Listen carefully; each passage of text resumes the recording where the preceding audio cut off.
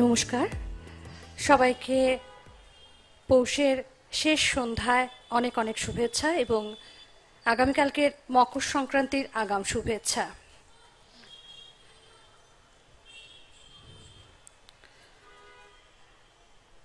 আমি যে কবিতাটি পাঠ করছি সে কবিতাটির নাম হচ্ছে ঘুম। টেবিলে মুখোমুখি বসে থাকা জিনটাও বোতল ছেড়ে বেরিয়ে পড়ল। খানিকটা এদিক সেদিক তাকিয়ে কানের ছিদ্র ঘেঁষে সোজা ঢুকে পড়ল মাঝরাতের বেহুশ মগজে। ঘুমন্ত স্নায়ুতন্ত্রে সুরসুরি দিয়ে বলে উঠল, জো হুকুম মেরে আকা। না, খুব বেশি কিছু চাই না।